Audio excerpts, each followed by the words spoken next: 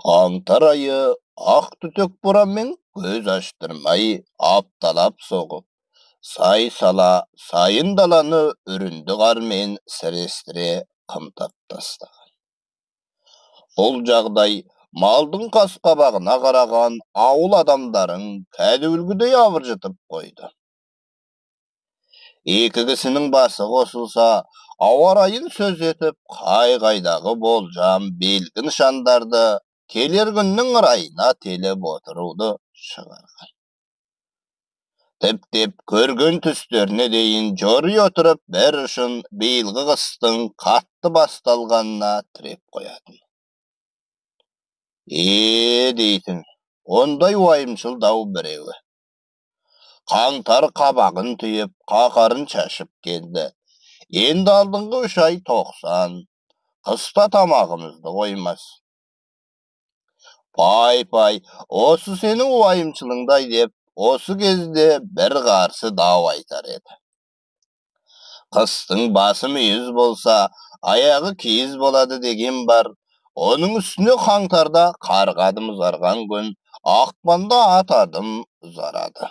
Сонан соң ақ суық сынып, жылу белара береді. Не керек осы құр босқа сары уайымды сапыра беріп? Бәрекелді, бұрынғылардың айтқаны бар емес пе деп уайымшыл сары шал өршелене түседі. Қаңтар өтіп бара жатып, ақпанға айтыпты дейді. Боз тоқтыда құйрық қалды, бозша қызда бұрғақ қалды, қырлан ақпан, қырлан деп. Сол тегін сөз емес. Қаңтар аяқты малдың аузын жерге тигізбей мынадай етіп қаңтарып кеткенде, айтпады ақпан ақ сүйек етіп жүрмесе сол. Тек дейді, осы сәтте жасыл күн сөзі орнықты біреуі. Қай-қайдағы 15 тауға өндіршек созғанша, істің ығын, шаруаның орайын ақылдасса болмас па. Қаңтардың ақ түтек бораны шаруа батқан ауыл адамдарын осылай абыржытқанда, несібесін түзден керген аяқты аң, қанатты құстың жағдайы не күйде десеші. Не күйде болушы еді? Түз тағысы табиғатпен тілдес деген, оларда да тіршілік үшін тырбанбастан құралақан емес. Ұшқан құс, жүгірген аңның әрқайсысы өзінше ақыл қайрат жұмсап, өз қауқарына орай әрекет жасайды. Олардың мың сан айла шарғысын, зорлық-зомбылығын көрген азабы мен чеккен бейнеті жер бетіндегі ең ғаламат өмір жорығы десе лайық. Сырт көзге дәлірек айтсақ, адамның көзімен қарағанда ұшқан құс, жүгірген аңның бірі ауыл. Азулы екіншісі айлакер, үшіншісі көрінгенге жәбір көрсететін қорғансыз болып көрінуі мүмкін. Тіптен табиғат аясындағы жан жануарлар тіршілігі әділетсіздікке толы сияқты. Ал шындығында тіптен олай емес. Егер байыптап зер салсақ, жер бетіндегі мың сан тіршілік атаулы, тек қана өзіне лайық, өзіне ғана қолынан келер өмір жорығында екенін көреміз. Әлде қалай сол мың сан тіршіліктің бірі осынау шексіз, шетсіз қатал табиғат аясында зәбір көріп жүрау деп. Қамқоршы болсақ, өмір сүру тәсілін өзінше өзгертуге тырыссаң, мұның өзі қастандықпен пара-пар болып шығар еді. Өйткені жер бетіндегі әлгі мың сан тіршіліктің атаулының ең ұлы әміршісі табиғаттың өзі ғой. Ал табиғат ана ешқашан қателесіп көрген емес, қателеспейді де. Кеше қойшы шалғынбай жырғып айтып келді. Қаңтардың қырын қабағы жазылып, апта бойы соққан ақ түтектің басылғаны да сол болатын. Şalgınbay ertеңгісін көк жүзінен мөлдірей ашылғанын көріп қуанып қалады. Неше күн бойы қорадан шықпай, қолдан берген шөпті талғажау еткен отары, орта құрсақ болып жүні жығылып ақ қалып еді. Бүгін саржалдағы мұрты сонбай жатқан қорыққа бір тұяқ тигізетін күні екен. Мұндайда тептірмеген қорықты төсініш етем бе деп ойлайды. Сонан соң үйге қайтып кіріп, апыл-ғұпыл тамағын ішеді де, жылы киініп алып сыртқа беттейді. Ұзақ соққан бораннан кейін түздің аңғысы да қойдай өріп кетуші еді ғой, деп тар ұңғылы тырс етіп атылатын мылтығын тақымына баса салады. Өңшің сайдың тасындай қойлар буы бұрқырап сыртқа шығады. Маңқиып керге елбіген қалыптарында таңғы сап ауамен рақаттана тыныстайды. Ыррррүй ит тартты қара серке. Бойы серейіп, мен мұндалап тұрған қара серке қарағайдай мүйізін тәкаппар ұстап алға шығады. Қара серкенің ізін басып, қойларда ілесіп береді.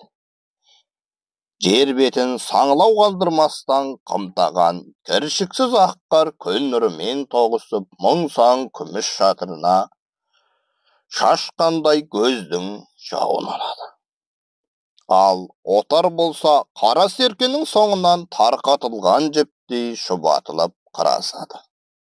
Соңдарында қалған жалғыз аяқ сүрлеу қыз бұрымыз сияқты. Күн ашық болғанымен аязы сирақ ауа шынында да шытынап тұр.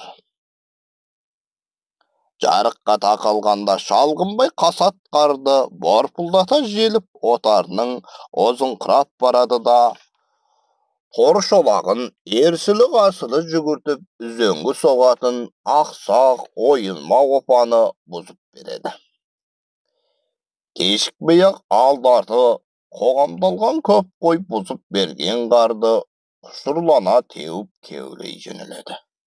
Осы кезде шалғынбай атынан түсіп, ауыздығын алып отқа жібереді де, қашып кетер деп тұспалдамайды да. Сонан соң тас лақтырым жердегі қоян жон жұмыр төбенің басына шығып біраз тұрады да, астына 4 қабат көрпе салғандай шынтақтай кетеді. Мұнан әрі әр нәрсені есіне түсіріп ойланатыны бар. Ол ойы көз алдында құнжыңдасып жатқан отарынан басталады. Шіркін тіршілік дейді. Іштей кеулеп, жарықтық мал өсірсең, қой өсір деген ғой. Шөпчеңдеуін қарашы, өз бойларынан асатын қарды бұрқырата аршығандағысын, кішкене аузын 2-3 толтырып асайтын шөп. Мұндай қажыр қайратқа, осынша өлермен әрекетке дем беретін бір құдіретті күш бар сірә. Әлде өмір үшін, тіршілік үшін күрес осы ма екен? Дәл осы кезде ақ қардың үстімен қой тебініне қарай құлдыраңдап жүгіріп бара жатқан қос түйеқұлақ тышқанды көреді. Түйеқұлақтың екеуі де еш жасқанбастан мына бір отар қойды өздерінің көптен күткен көз таныстарындай-ақ шетіне келіп бірақ тоқтайды. Сонан соң қой төбінен шығып қалған жусан төбірін қажай бастайды. Ал енді осыны өмір жорығы демей көрші. Мынау шетсіз, шексіз ақ қар, көк мұзда, қатал табиғат аясында тіршілік үшін тырбанбаған қос тышқанның әрекетін, тапқырлық, табандылығын түсініп көр. Шалғынбай отарын тебінде қой деп көп жатпайды. Ширақ қозғалып орнынан тұрады. Өткен-кеткен көрнеме ит құс төңіректеп жүрген жоқ па деп айналасына көз тастайды. Өмірдің өзіндей шексіз, кең көсілген ағдала. Әрі-бері қарасаң басың айналады. Қыбыр еткен бөгде жан көрінбейді. ойпырмай, текенің бұрқылынан кейін ешкім атысын салмады-ау деп, өзі құлақ құрған танадай болдық қой дейді көбірлеп. Кенет қорық түбінен шығып бұта басына шалып жүрген бірлі жарым ешкі ылақ бойдақ қойлар әлденеден секем алғандай жарқ беріп кейін серпіледі. Сөйткенше болмайды, қыр астынан бұлаң етіп құйрығы жеңді білектей қара пұшпақ түлкі шыға келеді. Ашық күннің нұрлы шапағы түлкінің үлпілдек қызыл жүніне тоғысып, аппақ қар үстінде бар әдемілігін жария ете құлпырады. Нағыз қара пұшпақ, қобыз кеуде сарқынды қудың өзі болу керек. Жұп-жұмыр құйрығын қыз білегіндей бұлғап, көрер көздің жауын ала қызықтырады. Бірақ шалғынбай ол түлкіні қумайды, үркітпейді де. Тап бір тебінде жатқан көп қойдың бірі сияқты. Қой шарына аңсары ауып тықырши қозғалақтаған түлкіге қарай тұрып, шалғынбай тағы да ойға батады. Күйістігін алу үшін күнімен қар тепкілеген момақан қойлар мынау. Олардың соңында ашылып қалатын шөптің барын біліп келген түйе құлақ тышқандар анау. Қой шарынан тышқан аңдыған түлкінің жүрісі міне. Ал оның артында бас болып жүрген қасқырдың жоғына кім кепіл? Япырая қажап екен-ау деп шалғынбай таңдана түседі. Сонан соң әлгі ойын әрі қарай жалғап, бара-бара осынау табиғат аясында бір-бірімен сабақтасып жатқан кереметтің бірі бұны бір түрлі таншысы жиілеп, толқындай болады. Тап бір жаңалық ашқандай көңілі алып ұшып тұр. Шынында да қасқыр түлкі, түйе құлақ тышқан бір отар ғой, бірін-бірі тіршілік көзетіп, тырбанып жатқанда, мына бір отар қойдың шетінде бұл да кездейсоқ тұрмағаны анық. Мінеки, осылайша шексіз тізбек жасап, мәңгілікке кете барады. Тіршілік атаулы бірін-бірін белгісіз заңдылықтар арқылы жалғасып, өрің жетпес ұлы тұтастық құрбандығы, өмір деген құдіретіңіз сол әне. Бұл да ештеңе емес. Қызықтың көкесі алда болады. Қыстың күні қамшы сабындай келтемес пе? Оның үстіне қойшының қиялшыл болатын әдеті. Шалғынбайда анау-мынау ойлап, отарының қаужаңдағанын қызықтап тұрған сыр етіп кіші бесін бола қалады. Бұл кез ертеңгілікті емес төңіректен шаңдатып, аяздың буа түсетін шағы. Шалғынбай мүйізі қарағайдай қара серкеге құрық көтеріп, манағы бұйра сүрлеуге салады. Қыстың көзі қырауда, қырсық дегенің аяқ астынан. Ашық жарықта ауыл қарасын көрген жөн. Қойларда неше күндей шашып берген шөпті түлкі құрсақ болып тебінді сағынып ақ қалған екен. Осы қуырған бидайдай бөртіп қылшық жүндері түрегеліп, қорықты қияр емес дейді. Дегенмен қара серке майдан қылшық суырғандай тебіндегі отарды соңынан жүбырта ілестіріп ауылға бастайды. Ауыл мен екі ортада екі-үш жатаған бұйрат бар. Бүгін күн ашық болған соң әдейі Саржалдың етегіндегі шалғай қорыққа тұяқ тигізген. Содан алдындағы отарының шырайы келіп, тойған үйректей мамырлап қайтқан соң, Шалғынбайдың да қабағы жатырап келе жатқан ғой. Бір мезгілде отарының соңынан қоғандап, алдағы бұйраттың иығына шыға бергені сол болса керек. Қара серке жалт беріп сүрлеуден шығады. Қойлар да бас көтерісіп, үрпейісіп қалады. Сөйтсе, қамшылар жақ өкпе тұсында әлдене қараяды дейді. нобайы түлкі қарсақтан көрі ірілеу сияқты. Бір көрген жанға шоқиып отырған қасқырға ұқсас. Бірақ қасқыр болса неге бой тасалайды? Бой тасаламай-ақ қойсын. Мынау қаннен қаперсіз шұбырған қойға неге ат қойып ұмтылмайды? Шалғынбай аз сәтте осындай таңданыс үстінде атын тебіне түсіп тақала береді. Бұл төңіректің әр тасы мен әр түп көдесіне дейін белгілі. Мына қарайған көрінген жерде шілдеде суы шекеңнен өтетін айнабұлақ болатын. Қысқа қарай суы ат арқан жерді көк айна мұз етіп қатып жатады.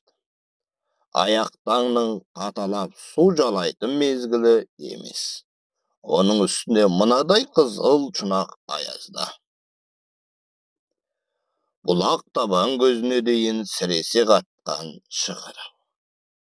Шалғынбай не де болса тақала көрейін деп, үдірейген отарына дыбыстай есперді де тебіне түседі.